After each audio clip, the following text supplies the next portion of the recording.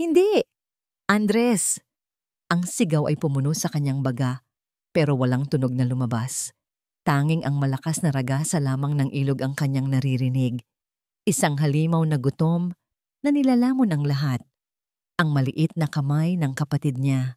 Mahigpit ang hawak niya dito, pero dahan-dahan itong dumudulas, basa at malamig. Nakita niya ang takot sa mga mata ni Andres, mga matang replika ng sa kanya. Kuya! Isang huling sigaw, at pagkatapos, nawala na ito. Ang kamay ay tuluyang bumitaw. Ang ilog ay isinara ang kanyang bibig at nilunok ang kanyang kapatid ng buo. Napabalikwas ng bangon si Alejandro Vergara. Habol ang kanyang hininga. Pawis na malamig ang tumatagaktak sa kanyang noo at ang kanyang puso ay kumakarera sa loob ng kanyang dibdib. Isang panaginip. Ang parehong panaginip na bumibisita sa kanya sa loob ng 20 taon. Tumingin siya sa paligid ng malawak at tahimik na kwarto. Lahat ay nasa perpektong ayos, walang isang gamit na wala sa lugar. Malamig, tahimik, ligtas. Ganito niya gusto ang lahat. May kaayusan, may mga patakaran. Dahil sa isang mundong puno ng mga patakaran, walang puwang para sa gulo. Walang puwang para sa aksidente. Bumangon siya at nagsimulang maghanda para sa araw. Ang bawat kilos ay kalkulado, mula sa pagtupi ng kanyang kumot hanggang sa pagpili ng kanyang itim na kurbata. Ang mansyon ng mga Vergara ay gumigising sa katahimikan. Walang masayang tawanan, walang sigawan. Tanging ang mahinang tunog lamang ng mga yapak ng mga katulong sa makintab na sahig na gawa sa nara. Sa hapagkainan, ang katahimikan ay halos nakakabiingi. Si Mika, ang kanyang 6 na taong gulang na anak, ay nakaupo sa tapat niya. Tinutusok-tusok ang kanyang pagkain gamit ang tinidor. Mika, mahinahon, ngunit matatag na, sabi ni Alejandro. Rule number 3. Hindi tumingala ang bata. No talking while eating. Bulong nito na parang isang robot. Tumango si Alejandro at ipinagpatuloy ang pagkain. Ito ang buhay nila mula nang mamatay ang kanyang asawa. Isang buhay na binuo sa mga patakaran para maprotektahan sila sa sakit. Pero habang tinitingnan niya ang kanyang anak, isang anino ng lungkot ang gumuhit sa mukha nito. Nakikita niya ang pader na itinayo niya sa pagitan nilang dalawa. Isang pader na kasing taas at kasing lamig ng mga pader ng mansyong ito.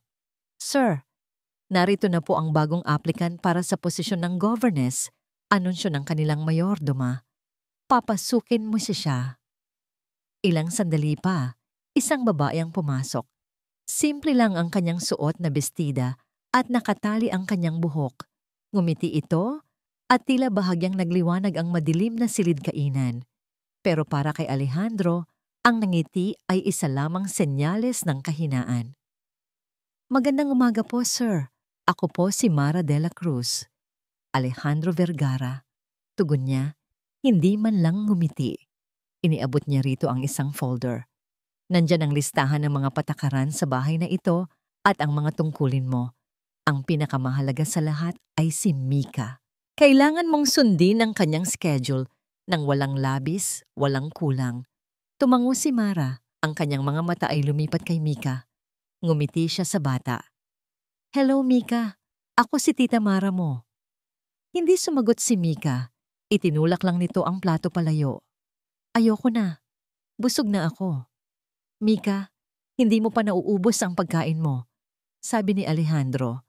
Ang kanyang boses ay nagsisimula ng tumigas. Ayoko nga sabi. Sigaw ng bata at isang baso ng tubig ang natabig nito. Kumalat ang tubig sa mesa. Tumayo si Alejandro. Ang kanyang panga ay nagtiim. Sa kwarto mo. Ngayon na. Nagsimulang umiyak si Mika. Pero bago pa man siya makasigaw ulit, lumapit si Mara. Sandali lang po, sir. Mahinang sabi nito. Lumuhod si Mara sa tabi ni Mika. Alam mo, Mika, noong bata ako, may alaga akong tutubi. Isang araw ayaw niyang kumain. Alam mo ba kung anong ginawa ko? Huminto sa pag-iyak si Mika, ang kanyang atensyon ay nakuha. Umiling ito. Kinantahan ko siya. Nakangiting sabi ni Mara. Gusto mo bang marinig? Sa pagkamangha ni Alejandro, tumango si Mika. At sa gitna ng malamig na mansyon, umalingaungaw ang isang malambing na tinig. Isang awiting pambata na simple ngunit puno ng init. Natapos ni Mika ang kanyang pagkain habang nakikinig kay Mara. Walang sinabi si Alejandro. Tinalikuran na lamang niya sila at nagtungo sa kanyang opisina. Ngunit ang imahe ng eksenang yon ay nanatili sa kanyang isipan. Ang paraan kung paano napakalma ni Mara ang kanyang anak. Isang bagay na matagal na niyang hindi nagagawa. Nang gabing iyon, abala si Alejandro sa pagrepaso ng mga dokumento nang marinig niya ang isang bagay na bihira na niyang marinig sa loob ng bahay. Isang halakhak, mahina, pero malinaw. Galing ito sa kwarto ni Mika. Dahan-dahan siyang tumayo at lumakad patungo sa pasilyo. Huminto siya sa labas ng pintuan ng kwarto ng kanyang anak at bahagya itong binuksan.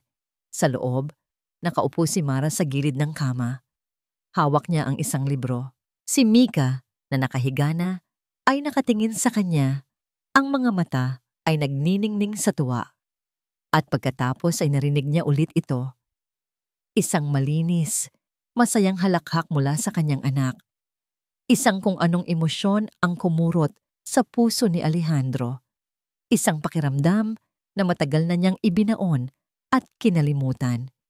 Isang bagay na mapanganib.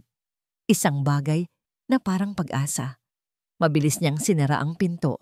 Ang mahinang pag-click nito ay tila isang putok ng baril sa katahimikan. Bumalik siya sa kanyang malamig na opisina. Ang tunog ng halakhak ni Mika ay umuulit sa kanyang isipan. Isang matamis, ngunit nakakatakot na musika.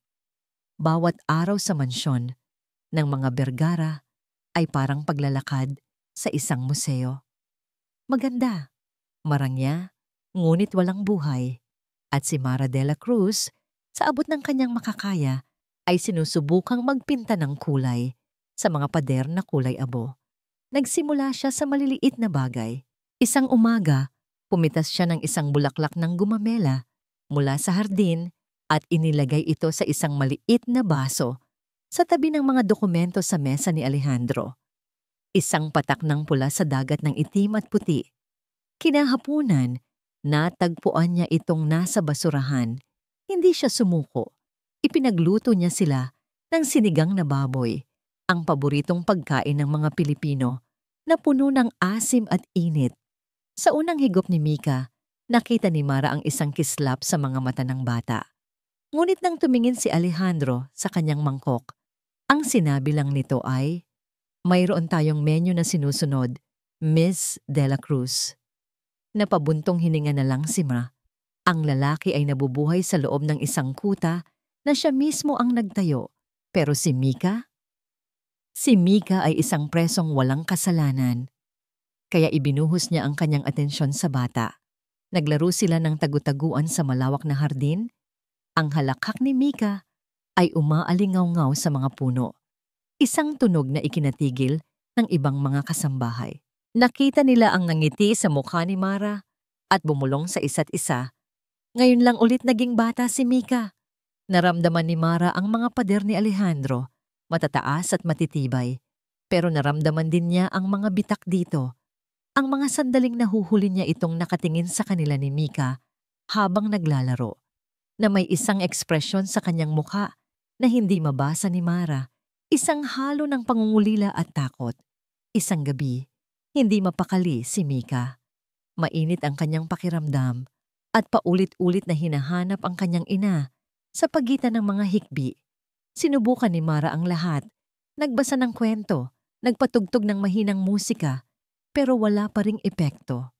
"Mama, gusto ko si Mama." Biglang bumukas ang pinto. Pumasok si Alejandro. Wala na ang kanyang coat at tie, at bakas sa kanyang muka ang pagod at pag-aalala. "Ako na," sabi niya sa mahinang boses. Umupo siya sa gilid ng kama kung saan kanina lang ay nakaupo si Mara. Hinaplos niya ang buhok ng kanyang anak. "Shh! Tatay's here," bulong niya. Patuloy pa rin sa pag-iyak si Mika. At pagkatapos, sa gitna ng katahimikan ng gabi, nagsimulang kumanta si Alejandro. Isang himig na simple at luma. Pamilyar. Tulog na. Bunso. Ang talay pumanaw na. Ang buwan sa ulap nagtatago na. Naramdaman ni Mara ang isang kuryenteng gumapang sa kanyang gulugod. Ang himig. Ang mga salita. Bigla, hindi na siya nasa marangyang kwarto. Bumalik siya sa isang masikip na dormitoryo sa bahay ampunan. Ang amoy ng lumang kahoy at sabon. Ang tunog ng tumutunog na double-deck na kama. Pikit na. Bunso. Ang hangin ay may bulungo. Pangarap na dala. Sa'yo'y iaalon. Nanlaki ang mga mata ni Mara. Nakikita niya ngayon ang isang batang lalaki. Payat, na may malungkot na mga mata. Nakaupo sa itaas na kama. Si Andres, gabi-gabi niyang kinakanta ang awiting iyon. Hindi para sa sarili niya, kundi para sa mga mas batang ulila na takot sa dilim. Naalala niya ang isang pag-uusap nila. "Bakit palagi mong kinakanta yan, Andres?" Tanong ng batang si Mara. Ngumiti si Andres, isang nangiting malungkot. "Kanta to sa amin ng kuya ko, yung kambal ko. Kapag natatakot ako, kinakanta niya to para sa akin." Nasaan siya? Nasa Maynila. Mayaman sila. Isang araw, babalikan niya ako. Ang boses ni Alejandro ay nagpatuloy, malambing at puno ng pighati. Ngunit hindi na ito naririnig ni Mara. Ang tanging naririnig niya ay ang manipis na boses ni Andres, umaawit ng pangako at pag-asa sa gitna ng kadiliman ng ampunan. Nagtugma ang lahat. Ang awit. Ang kwento tungkol sa isang kambal na mayaman sa Maynila. Natapos ang kanta. Si Mika ay mahimbing nang natutulog. Payapa na ang paghinga. Dahan-dahang tumayo si Alejandro. Humarap siya kay Mara, marahil upang magpasalamat o magbigay ng utos. Ngunit natigilan siya nang makita ang itsura ni Mara. Nakatayo ito na parang isang estatwa. Maputla ang mukha at nanlalaki ang mga mata. Nakatitig sa kanya na para bang nakakita ito ng multo. "Bakit ganyan ka makatingin?" Tanong ni Alejandro. Ang kanyang boses ay naglalaman ng bahagyang pagkalito. "May problema ba?" Nanatiling tikom ang bibig ni Mara. Ang kanyang mga labi ay nanginginig.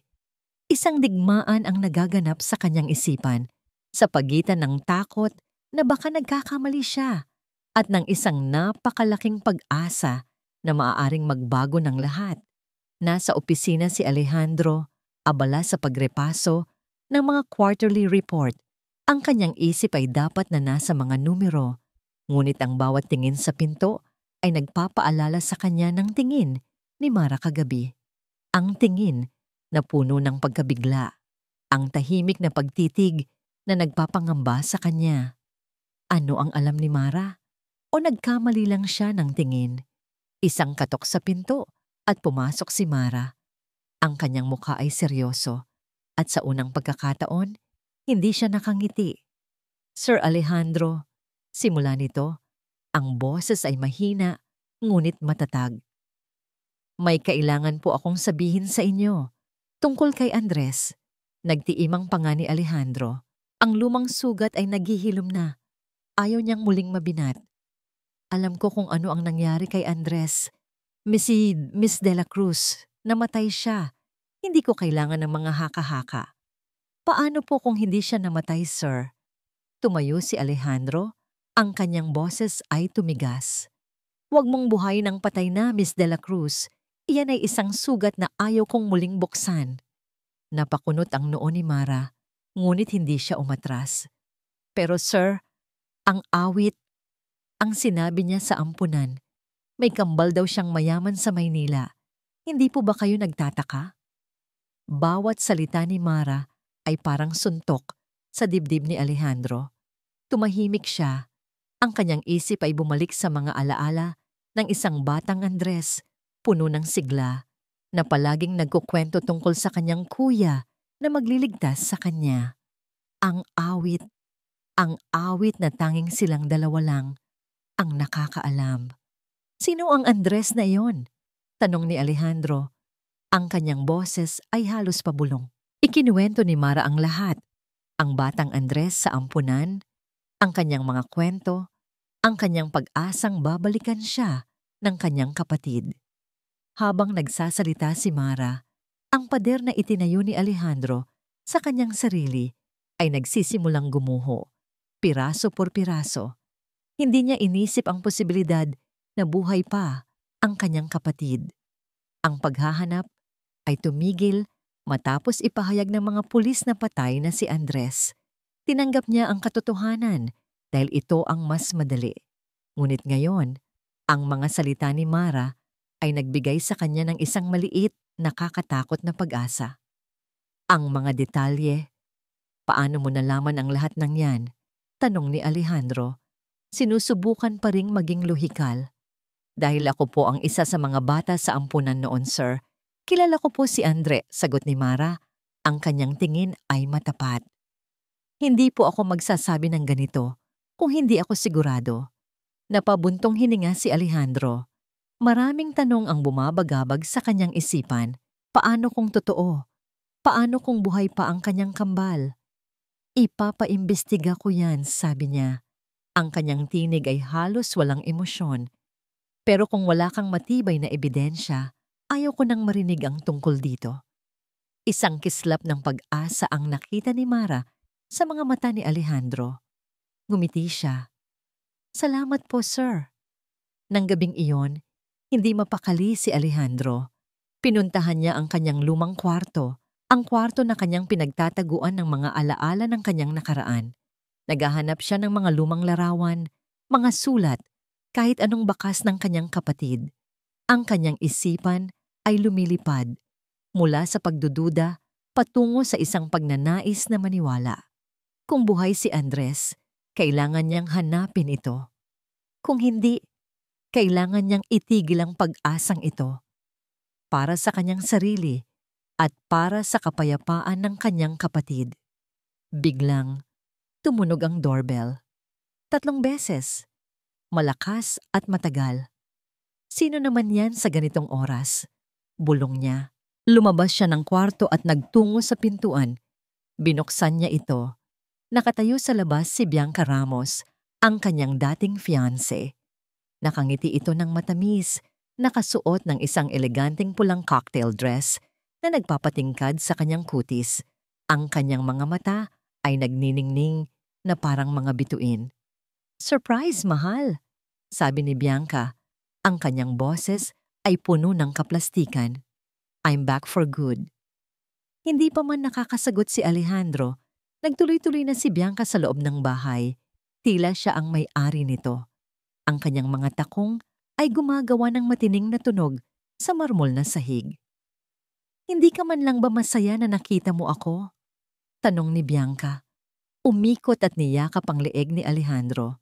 Hinalikan niya ito sa pisngi. Nagtataka si Alejandro sa biglaang pagbabalik ni Bianca. Bakit ngayon? Bakit matapos niya lang pag-isipan ang tungkol kay Andres? Habang magiliw na tinatanggal ni Alejandro ang kamay ni Bianca sa kanyang leeg, napansin niya na tinitignan ni Bianca ang hagdanan. Sumunod ang tingin ni Alejandro. Nakatayo sa itaas si Mara na marahil ay naistorbo sa ingay. Ang kanyang mukha ay blanko, ngunit ang kanyang mga mata ay puno ng pagtataka. Ngumiti si Bianca, isang matamis ngunit nakakakilabot na ngiti. Ang kanyang mga mata ay nanliit habang nakatingin kay Mara. Alejandro, sabi ni Bianca, ang kanyang boses ay naging malambing. Sino ang babaeng ito? Ang ekspresyon ni Mara ay biglang nagbago, mula sa pagtataka tungo sa pagkaunawa. At sa mga mata ni Bianca, nakita ni Alejandro ang isang kislap, hindi ng pagmamahal, kundi ng pagmamay-ari. At isang napakapanganib na pangako. Para kay Mara, ang pagdating ni Bianca ay parang isang bagyo. Hindi lang ito basta ulan at hangin, kundi isang delubyo na nagbabalang lumamon sa katahimikan na unti-unti niyang itinayo sa mansyon ng mga Vergara. Mula sa unang araw, muling itinatag ni Bianca ang kanyang presensya sa bahay. Naglalakad ito na parang reyna. Ang kanyang bawat galaw ay sadyang idinisenyo upang ipaalam sa lahat kung sino ang dapat na maging may-ari ng mansyon. "Mika, tingnan mo ang binili ni Tita Bianca para sa'yo," sabi ni Bianca. Iniaabot ang isang malaking kahon na may lamang manikang Barbie na nakasuot ng pangregal na damit. Ngumiti si Mika, pero sandali lang. Ang kanyang mga mata ay lumipat sa isang maliit na manikang yari sa kahoy na gawa ni Mara na nakakalat sa sahig. "Salamat po, Tita Bianca," sabi ni Mika sa isang boses na halos hindi marinig. Ngunit pagtalikod ni Bianca, muling kinuha ni Mika ang manikang kahoy at nagsimulang makipaglaro. Tila nakaramdam si Bianca ng pagkainggit. Mula noon, bawat kilos ni Mara ay tinitimbang niya. Isang beses, habang inaayos ni Mara ang mga dokumento ni Sir Alejandro sa opisina, biglang lumitaw si Bianca. "Oh, Mara," sabi niya, may bahid ng pagdududa sa kanyang boses. "Masyado ka namang masipag. Sigurado ka bang hindi ka napapagod? Baka naman may iba ka pang pinagkakaabalahan maliban sa trabaho mo dito?" Matalim ang mga salita nito. Pakiramdam ni Mara ay sinusuri siya nito. Hinahanap ang anumang pagkakamali. Hindi niya pinansin si Bianca. Nagpatuloy siya sa pag-aayos ng mga dokumento. Bigla, aksidenteng natabig ni Bianca ang tasa ng kape sa mesa. Kumalat ito sa ilang mahahalagang papeles. "Oh my! I'm so sorry!" Tila nagulat si Bianca. Ngunit nakita ni Mara ang isang kislap ng panalo sa kanyang mga mata. "Napaka-clumsy ko talaga. Siguro dapat ikaw na lang ang maglinis niyan. Mahalaga yan kay Alejandro." Tinanggap ni Mara ang tuwalya na iniaabot ni Bianca. Alam niyang sadyang ginawa ito ni Bianca. May hindi magandang binabalak si Bianca at alam ni Mara na kailangan niyang mag-ingat. Kasabay ng tensyon sa pagitan nila ni Bianca ay ang unti-unting paglapit nila ni Sir Alejandro. Patuloy ang paghahanap nila kay Andres. Kahit na sa ngayon ay wala pa ring matibay na resulta. Magkasama silang nananatili sa library hanggang gabi. Sinusuri ang mga lumang archive at minsan nagbabahagi ng mga personal na kwento. Isang gabi, habang naghahanap sila ng mga lumang listahan ng mga residente sa ampunan, hindi sinasadya ay nagdikit ang kanilang mga kamay sa ibabaw ng mesa. Mabilis na inalis ni Mara ang kanyang kamay, ngunit naramdaman niya ang isang kuryente na gumapang sa kanyang balat. Tumingin siya kay Alejandro at sa mga mata nito, nakita niya ang parehong kislap ng kuryente. "Pasensya na," mahinang sabi ni Alejandro. "Okay lang po, sir," sagot ni Mara. Ang kanyang puso ay kumakarera. Sa mga sandaling iyon, nakalimutan ni Mara ang lahat ng pader at patakaran ni Alejandro. Nakalimutan niya ang kanyang lamig. Nakita niya ang isang taong nasasaktan, naghahanap ng pag-asa at sa loob-loob niya ay naghahanap ng mainit na yakap. Ngunit may isang pares ng mga mata na nakasaksi sa lahat. Nakatayo si Bianca sa labas ng library, nakatingin sa kanila. Ang kanyang mukha ay blanko, ngunit ang kanyang mga mata ay nanlilisik na parang dalawang nagbabagang apoy. Nang makita si Bianca, mabilis na lumayo si Mara. Huminga ng malalim si Bianca at tila biglang nagbago ang kanyang ekspresyon, naging kalmado at mapagkunwari. "Oh, Alejandro," sabi ni Bianca na parang bagong dating lang. "Hinihintay na kita sa hapagkainan. Nakalimutan mo na ba ang dinner date natin?" Tumayo si Alejandro, tila nahihiya. "Pasensya na, Bianca. Marami lang akong inaasikaso." "Maiwan ko na po kayo," mabilis na sabi ni Mara. Pag-alis niya sa library, narinig niya ang boses ni Bianca. "Sino ba ang babaeng yan, Alejandro? Bakit parang napaka-personal niya sa mga papeles mo?" Hindi narinig ni Mara ang sagot ni Alejandro, ngunit naramdaman niya ang panganib na papalapit. Pagbalik niya sa kanyang silid, bigla siyang nakarinig ng mahinang tunog mula sa hardin. Sumilip siya sa bintana. Nakita niya si Bianca, nasa gitna ng dilim, kausap ang isang tao sa cellphone. Ang kanyang boses ay mahina, halos bulong. "Kailangan nating bilisan," sabi ni Bianca. Ang kanyang tinig ay malamig. May problema. Nagiging masyadong matapang ang isang daga sa bahay na ito. Nanlaki ang mga mata ni Mara. Hindi niya alam kung sino ang kausap ni Bianca o kung ano ang problema. Ngunit ang salitang daga ay tumagos sa kanyang puso. Alam niya na siya ang tinutukoy ni Bianca. Ang bawat hapunan kasama si Bianca ay parang isang pagtatanghal. Ginagawa ni Bianca ang lahat para ipaalala kay Alejandro ang kanilang nakaraan, ang kanilang bright future na kasama ang mga Vergara. Ngunit para kay Alejandro, ang mga salita ni Bianca ay parang mga tinig mula sa isang malalim na balon na hindi na niya kayang abot kamay. "Alejandro, naalala mo ba noong sinabi mo sa akin na gusto mo ng isang malaking kasal sa simbahan? Gusto ko ng puting damit syempre at ang mga bulaklak ay dapat lilis. Alam mo naman kung gaano ko kamahal ang lilis." Tumango si Alejandro habang ang kanyang isip ay lumilipad sa mga listahan ng pangalan mula sa ampunan. Walang Andres de la Cruz, walang Andres Vergara, walang kahit anong Andres na tugma sa edad. Pero sinabi ni Mara na maaaring pinalitan ang kanyang pangalan. Kung ganoon, paano niya ito hahanapin? "Alejandro, nakikinig ka ba?" Sininghal ni Bianca. Ang kanyang matamis na ngiti ay medyo nawala. "Oo, Bianca. Nakikinig ako." Naging mas madalas ang pag-iisip ni Alejandro kay Mara. Sa araw, nakikita niya kung paano bumalik ang sigla sa mga mata ni Mika. Sa gabi, pakiramdam niya ay mas malaya siyang mag-isip tungkol kay Andres kapag kasama niya si Mara. Ang init ng presensya ni Mara ay unti-unting lumulusot sa kanyang mga pader.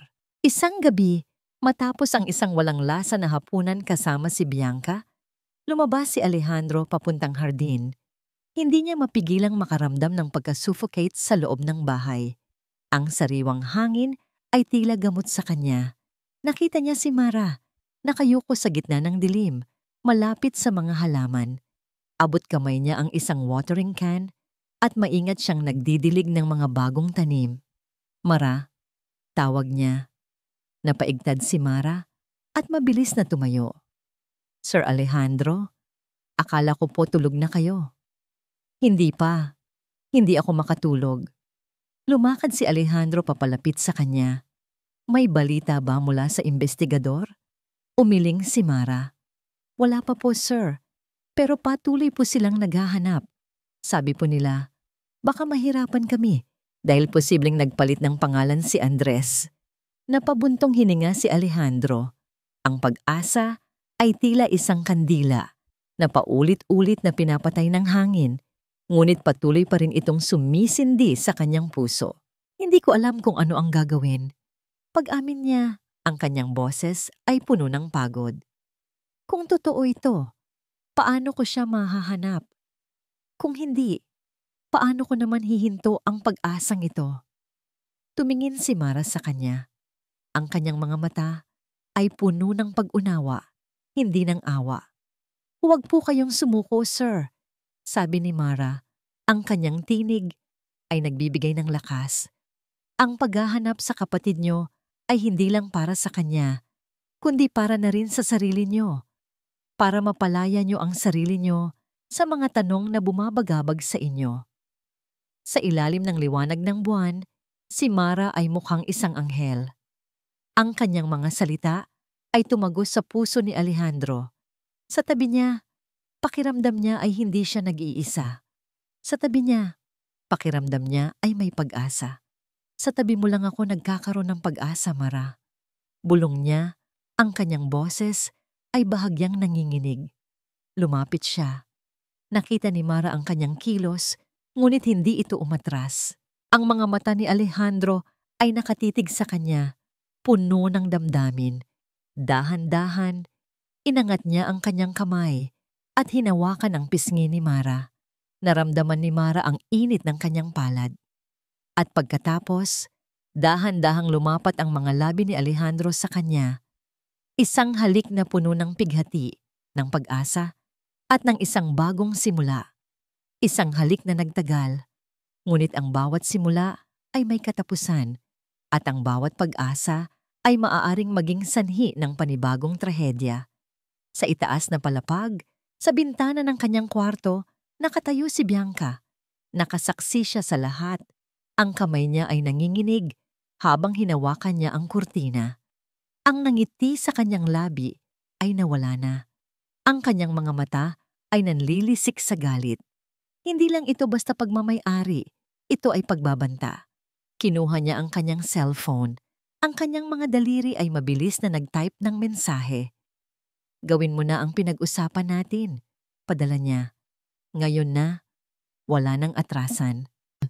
Ang halik ni Alejandro ay nanatili sa labi ni Mara, isang lihim na init sa malamig na gabi.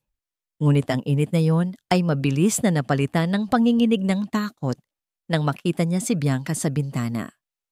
Ang tingin ni Bianca ay parang patalim na bumaon sa kanyang puso.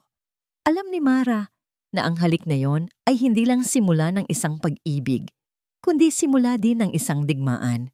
Isang linggo matapos ang gabi sa hardin, inanunsyo ni Bianca ang isang grand gala para sa lahat ng mga kasosyo sa negosyo ni Alejandro at mga piling miyembro ng alta sosyedad. Ito ay isang pagdiriwang, sabi niya, upang formal na ipakilala muli ang kanyang sarili bilang kasama ni Alejandro sa buhay at negosyo. Hindi komportable si Mara sa ideya ng gala. Ang kanyang mundo ay ang simpleng pamumuhay, hindi ang marangyang pagtitipon ng mga mayayaman.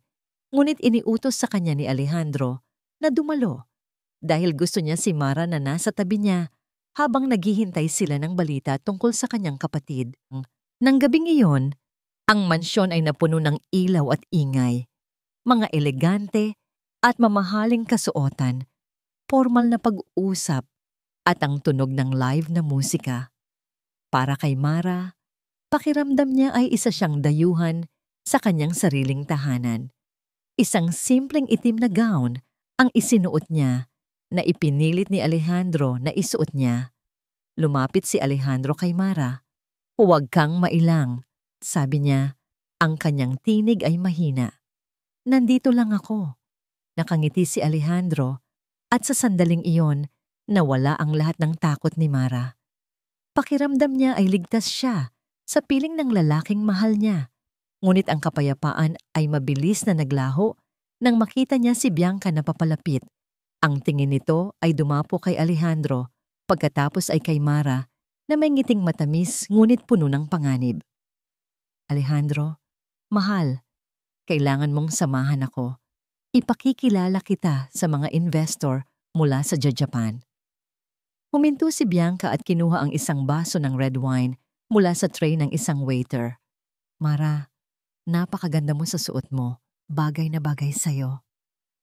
Ilang segundo, naramdaman ni Mara ang lamig ng alak na kumalat sa kanyang damit. "Oh my God!" Sigaw ni Bianca, tila nagulat. "I'm so sorry, Mara. Napaka-clumsy ko talaga.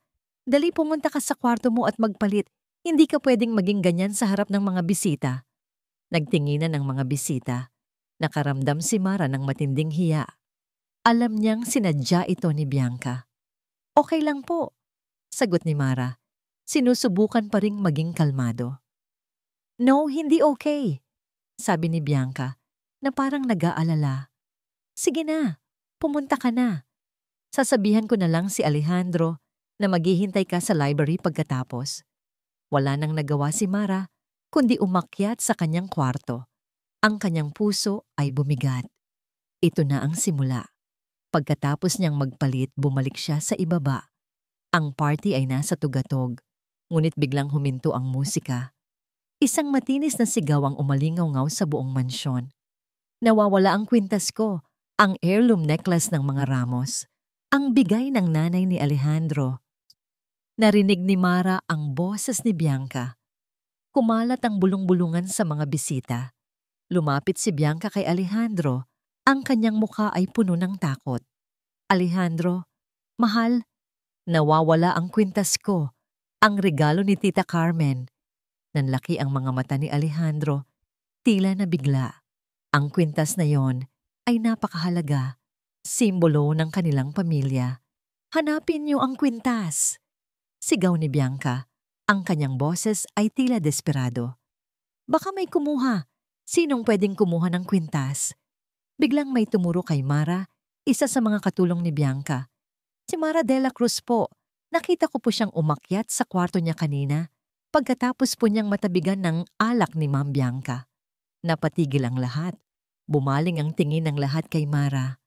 Anong sinasabi mo? Tanong ni Mara. Ang kanyang boses ay nanginginig. Siyempre, ang isang katulad niya ay hindi sanay sa mga bagay na mamahalin.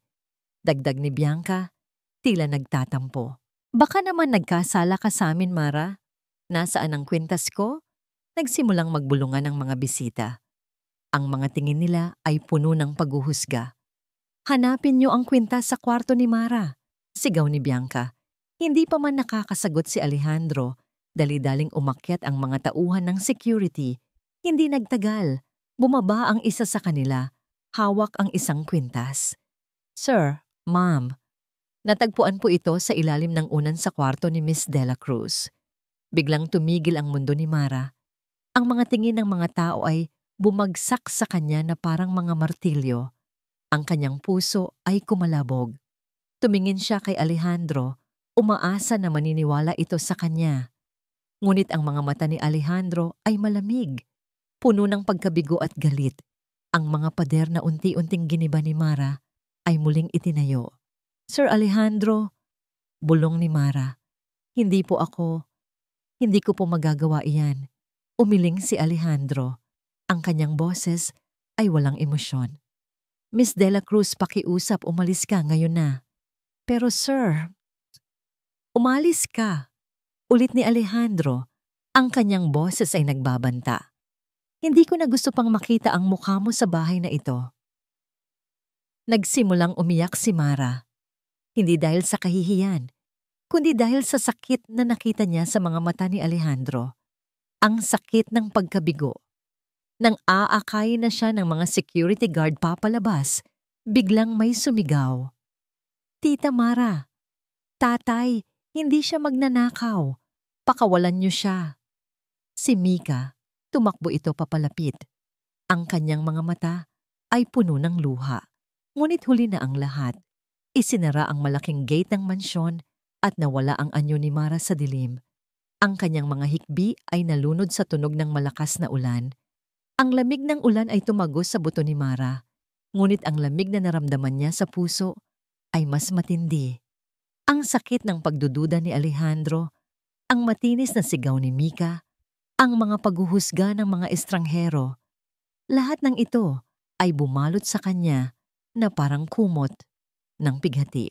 Wala siyang ibang patutunguhan kundi ang kanyang maliit at masikip na apartment sa isang liblib na eskinita. Ang dating kanlungan niya ay ngayon ay parang kulungan. Bumagsak siya sa lumang sofa, ang kanyang mga luha ay patuloy na umaagos. Ang kanyang dignidad ay nayurakan, ang kanyang reputasyon ay nawala. Bakit, Sir Alejandro? Bakit hindi ka naniwala sa akin? Bulong niya sa gitna ng kanyang mga hikbi. Dahil ba sa salita lang ako ng isang simpleng katulong? Ngunit habang umiiyak siya, isang galit ang unti-unting lumitaw. Galit kay Bianca, sa kanyang kasinungalingan, sa kanyang pagiging mapanlinlang, at galit din sa kanyang sarili, sa kanyang kahinaan, sa kanyang kawalan ng kakayahang ipagtanggol ang sarili. Hindi, bulong niya, sabay punas ng kanyang mga luha. Hindi ako susuko. Hindi ako papayag na manalo ang kasinungalingan. Bumangon siya. Ang kanyang mga mata ay nanininga sa determinasyon. Hindi lang ito tungkol sa kanyang pangalan. Ito ay tungkol kay Andres. Ito ay tungkol sa katotohanan. Kinabukasan, maaga pa ay umalis na si Mara. Nagtungo siya sa lumang bahay ampunan kung saan siya lumaki. Ang mga pader ay lumana. Ngunit ang amoy ng lumang kahoy at sabon ay nanatili. Nagpapaalala sa kanya ng kanyang nakaraan. Naabutan niya ang lumang direktor ng ampunan, si Sister Agnes, na nakaupo sa kanyang opisina. Matanda na ito at tila nanlalabo na ang kanyang paningin. "Sister Agnes," bati ni Mara, lumuhod sa harap nito. "Mara, ikaw ba yan, anak?" Sabi ni Sister Agnes, ang kanyang mga mata ay nagulat. "Anong nangyari sa'yo? Bakit ka umiiyak?" Ikinuwento ni Mara ang lahat, mula sa pagkakatuklas niya sa awit ni Andres hanggang sa pagpapaalis sa kanya sa mansyon ng mga Vergara. "Kailangan ko po ang tulong niyo, sister," sabi ni Mara. Ang kanyang boses ay puno ng pakiusap. "Kailangan kong malaman ang katotohanan tungkol kay Andres. Hindi po ako naniniwala na namatay siya. Alam ko po na buhay siya. At sa tingin ko po, may alam kayo na hindi niyo masabi noon." Tumingin si Sister Agnes kay Mara. Ang kanyang mukha ay puno ng lungkot. "Matagal na yon, anak. Mapanganib. Pinagbantaan kami noon." "Sino po? Sino ang nagbanta sa inyo?" tanong ni Mara. Ang kanyang puso ay kumakarera. Napabuntong hininga si Sister Agnes. Tumayo ito at lumapit sa isang lumang cabinet. Binuksan niya ito at kumuha ng isang kahon na gawa sa kahoy. "Noong mga panahong iyon, nagkaroon kami ng malaking problema sa ampunan," simula ni Sister Agnes. "May pamilya na gustong kumuha kay Andres, pero ayaw nilang lumabas na adopted siya. Gusto nila palit pangalan. At binalaan nila ako na kung magsalita ako, masisira ang ampunan." Nanginginig ang mga kamay ni Mara. "Sino po sila, sister?" "Hindi ko matandaan ang pangalan ng pamilya, anak. Pero alam kong mayaman sila at makapangyarihan. At may kasama sila noon, isang lalaki na may markang ahas sa braso." Nanlaki ang mga mata ni Mara. Naalala niya ang kwento ni Andres na kuya niya ang magliligtas sa kanya. At ang ahas sa braso ay isang detalye na hindi basta-basta. Kinuha ni Sister Agnes ang isang lumang folder. Dilaw na ang mga pahina. "Ito ang kopya ng orihinal na record ni Andres. Itinago ko ito dahil umaasa ako na isang araw may maghahanap sa kanya. Binago nila ang pangalan niya at ang kanyang edad." Ibinigay ni Sister Agnes kay Mara ang folder. Binuksan ito ni Mara at nakita niya ang isang lumang litrato ni Andres. Sa likod ng litrato, may nakasulat na Andres Vergara. May peklat na gasgas sa kaliwang pulso. At sa ilalim, isang maikling pahayag mula sa isang bata na nakakita kay Andres na kinukuha ng isang lalaking may ahas na tattoo sa braso. Napasinghap si Mara. Ang lahat ng piraso ay nagsisimulang magkabit-kabit. Ang peklat, ang tattoo. Mabilis niyang kinuha ang kanyang cellphone at kinunan ng litrato ang mga detalye. Pagkatapos, ipinadala niya ang mga impormasyong yon sa isang kaibigan na nagtatrabaho sa isang news outlet na may kakayahang magpadala ng anonymous email. "Pakiusap," isinulat niya. "Ipadala mo ito kay Mr. Alejandro Vergara. Huwag mong sabihin na ako ang nagpadala. Ang katotohanan ay laging nagliliyab sa dilim." Ang bawat araw na lumipas pagkatapos umalis ni Mara ay parang isang walang katapusang parusa kay Alejandro. Ang mansyon ng mga Vergara ay bumalik sa dating lamig nito, mas malamig pa kaysa dati. Ang tawanan ni Mika ay naglaho, napalitan ng tahimik na pagtanggi. "Ayoko niyan," sabi ni Mika isang gabi. Itinulak ang mamahaling pasta na inihanda ng chef.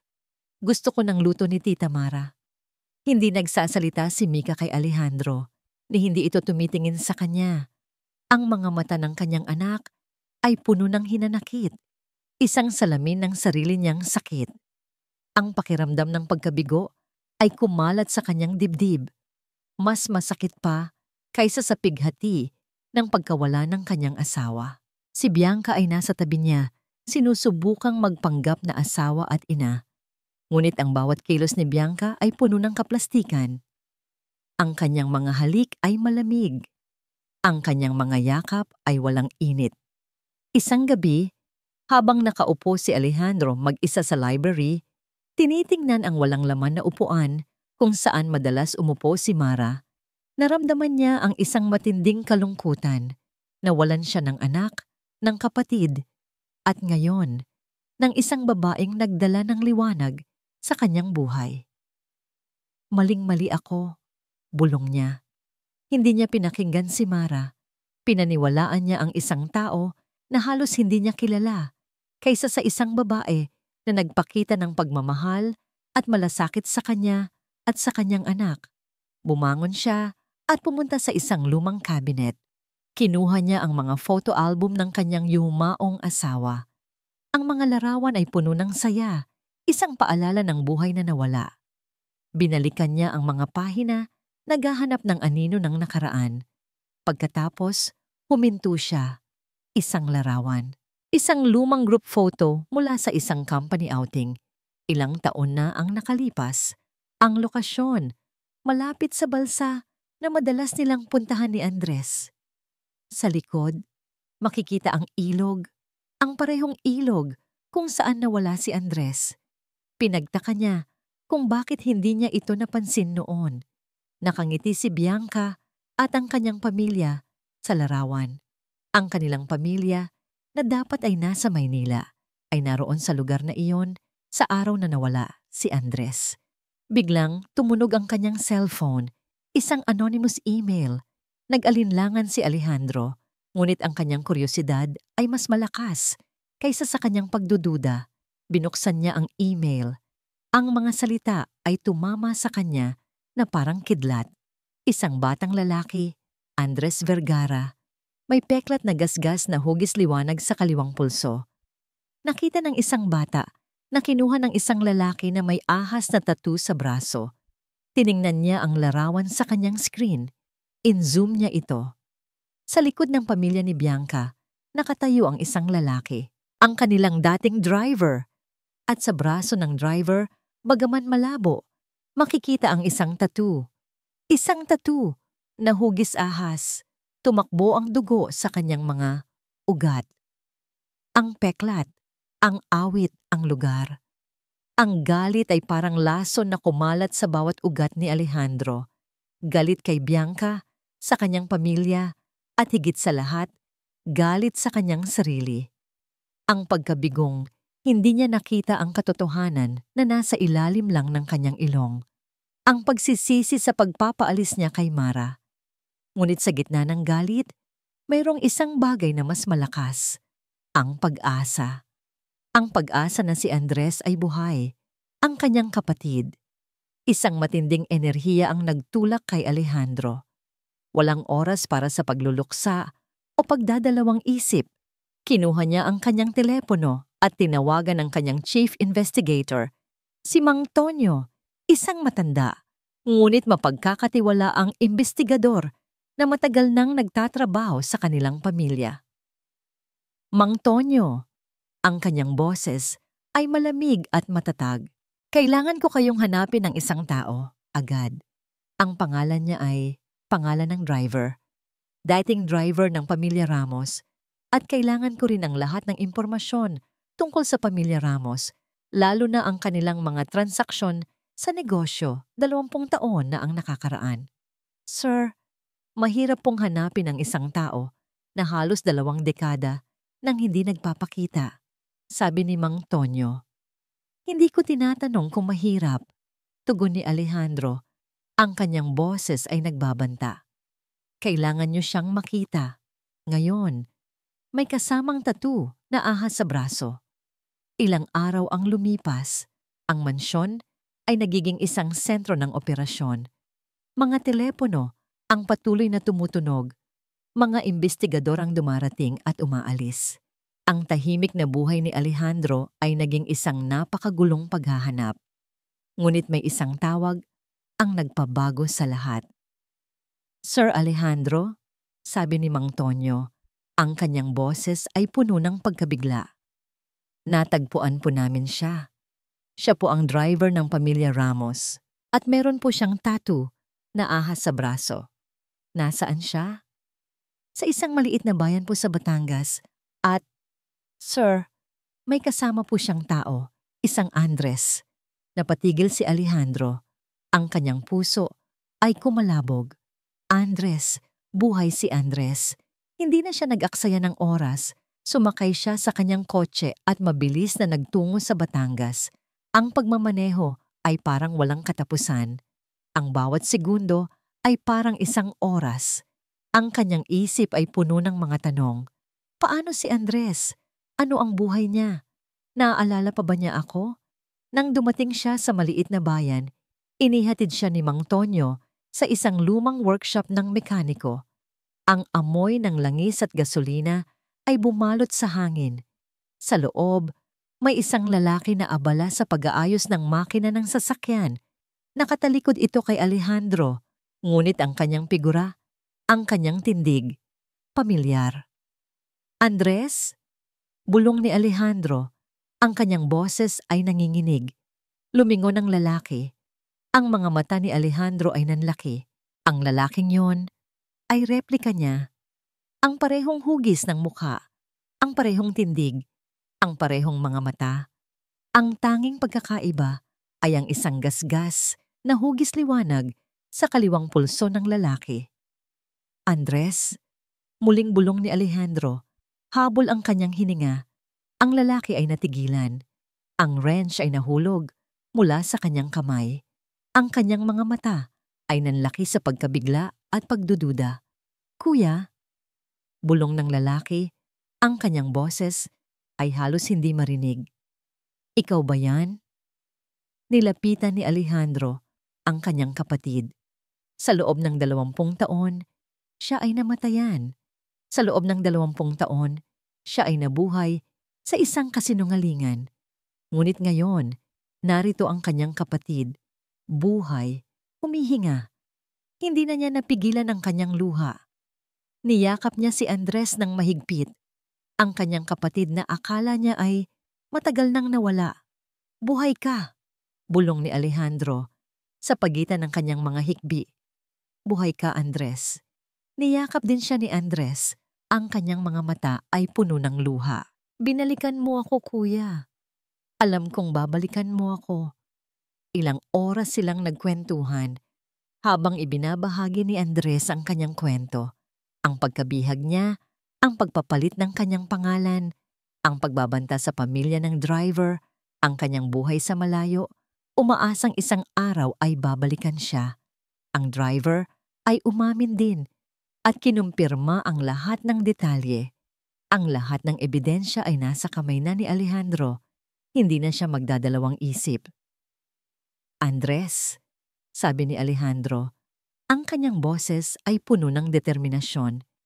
Kailangan nating ipaalam sa lahat ang katotohanan.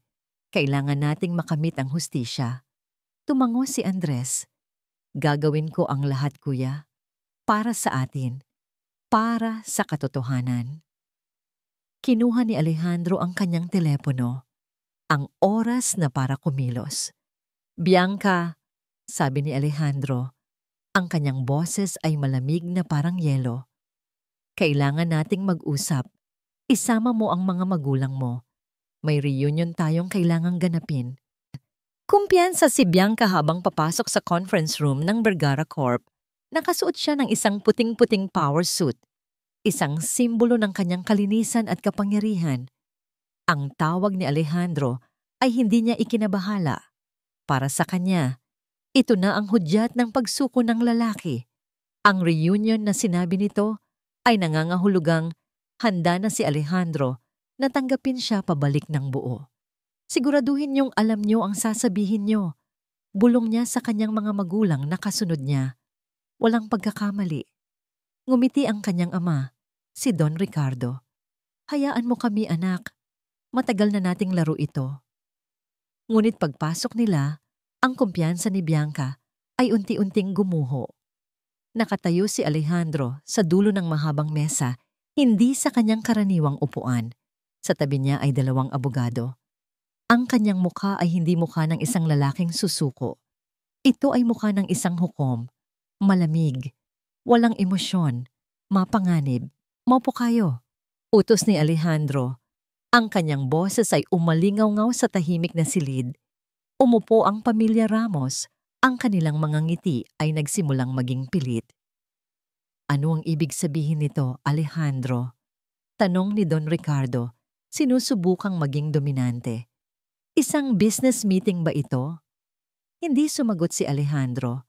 Sa halip, may pinindot siya sa isang remote. Isang malaking screen sa likod niya ang umilaw. Isang litrato.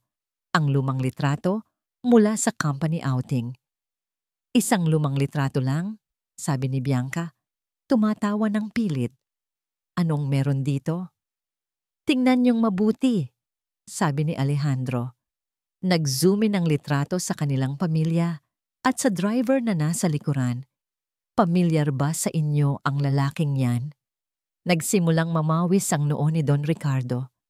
Driver lang namin yan. Matagal nang wala. At pamilyar ba kayo sa tattoo na ito? Nag-zoom in pa ang litrato, diretso sa braso ng driver, ang ahas. Naramdaman ni Bianca ang paglamig ng kanyang dugo. Hindi. Paano? Hindi ko alam ang sinasabi mo. Matigas na sabi ni Bianca. Ganun ba? Sabi ni Alejandro. Kumuha siya ng isang folder at binuksan ito. Binasa niya ng malakas. Ayon sa isang sinumpaang salaysay mula sa driver, inutusan siya ni Don Ricardo Ramos na dukutin ang isang batang nagngangalang Andres Vergara.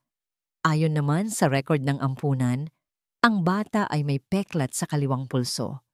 Kasinungalingan! Sigaw ni Don Ricardo. Tumayo at hinampas ang mesa. Paninirang puri ito!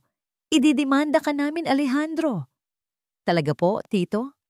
Isang boses ang bumasag sa tensyon, isang boses na kalmado, ngunit tumagos sa kaibuturan ng kaluluwa ni Bianca.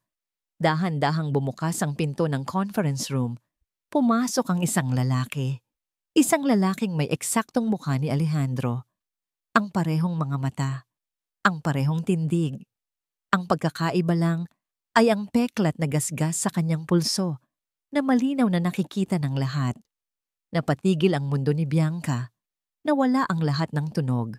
Ang tanging nakikita niya ay ang multo ng nakaraan, nakatayo sa kanyang harapan, buhay at totoo. Andres! Ang pangalan ay lumabas sa kanyang bibig na parang isang hiningang hindi niya na kayang pigilan. Namilog ang mga mata ni Don Ricardo. Napaupo siya na parang nawalan ng lakas. Ang kanyang asawa ay napahawak sa dibdib, hirap huminga. Hindi. Umiiling na sabi ni Bianca. Patay ka na. Dapat patay ka na. Pero hindi, Bianca. Sabi ni Andres lumalakad palapit. Salamat sa pamilya mo. Nabuhay ako nang mag-isa sa loob ng 20 taon. Naghihintay. Nag-aabang. Doon na sumabog si Bianca. Ang kanyang pagpapanggap ay nawasak. Ang kanyang kontrol ay naglaho. Kasalanan to ni Daddy. Sigaw niya. Ang kanyang boses ay matinis at puno ng sindak habang tinuturo ang kanyang ama.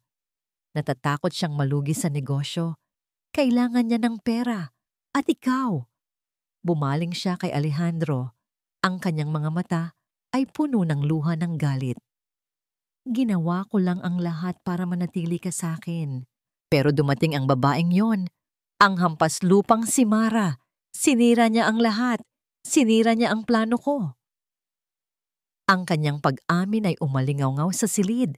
Isang malinaw na testimonya ng kanyang mga kasalanan. Ang pagdukot, ang panloloko, ang pagpaplano laban kay Mara. Tapos na ang laro, Bianca, mahinang sabi ni Alejandro. Pumasok ang mga security guard, kasama ang mga pulis. Ang mga abogado ni Alejandro ay lumapit sa pamilya Ramos. Don Ricardo Ramos, inaaresto po kayo sa salang kidnapping, sabi ng isang pulis.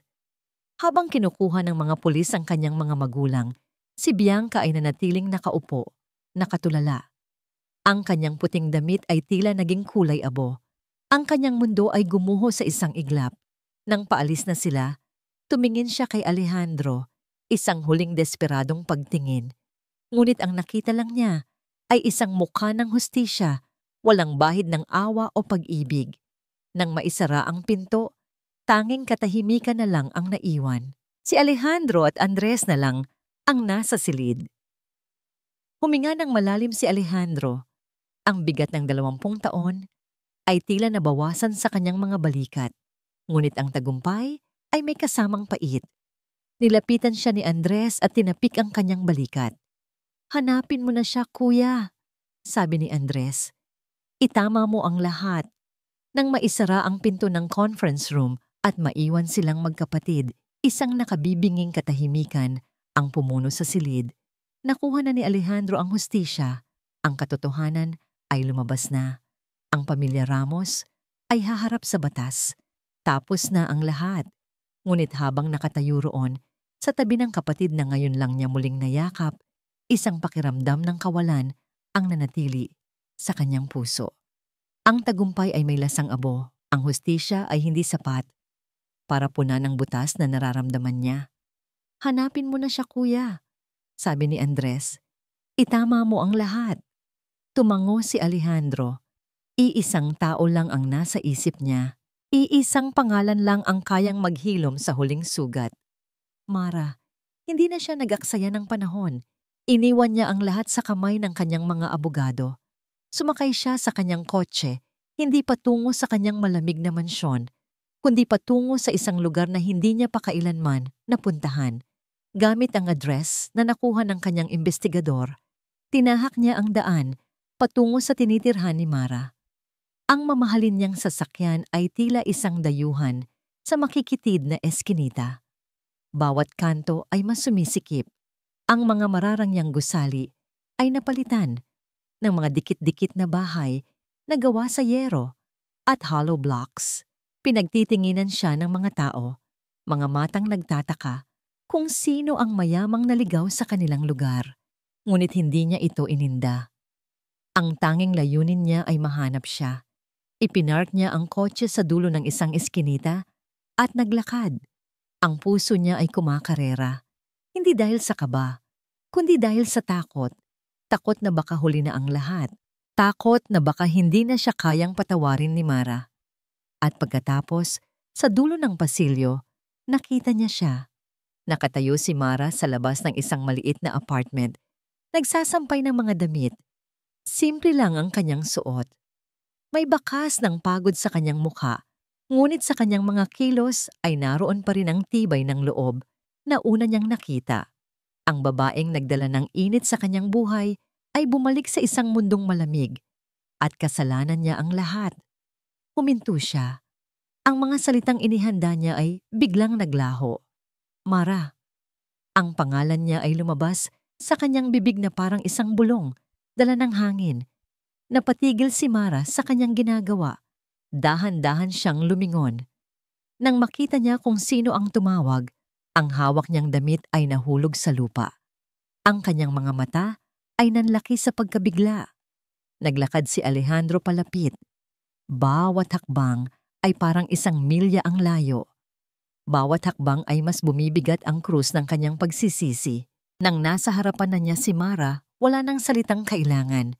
Ang sakit at pagtataka sa mga mata ni Mara ay sapat na. At sa harap ng lahat, sa gitna ng magulong eskinita, sa ilalim ng tingin ng mga usisero, ang makapangyarihan at mayaman na si Alejandro Vergara ay dahan-dahang lumuhod. Napasinghap si Mara, hindi makapaniwala sa kanyang nakikita. Yumuko si Alejandro, hindi magawang salubungin ang tingin ni Mara. Ang kanyang boses, nang sa wakas ay lumabas, ay basag at puno ng pighati. "Patawarin mo ako, Mara." Ang mga salita ay tila bumara sa kanyang lalamunan. Sa lahat ng sakit na idinulot ko, sa hindi ko pagtitiwala, itinaas niya ang kanyang tingin at ngayon, ang mga luha na matagal niyang kinimkim ay bumagsak na.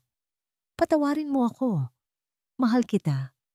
Itinakip ni Mara ang kamay sa kanyang bibig at ang mga luhang matagal na niyang itinatago ay bumuhos na parang ulan. Mga luha ng sakit, ng pangungulila at ngayon, ng kaluwagan. Hindi siya nagsalita. Sa halip, lumuhod din siya sa harap ni Alejandro at dahan-dahang hinawakan ang kanyang mukha. Tinulungan niya itong tumayo. Nang magkatayo na sila, niyakap siya ni Mara ng mahigpit.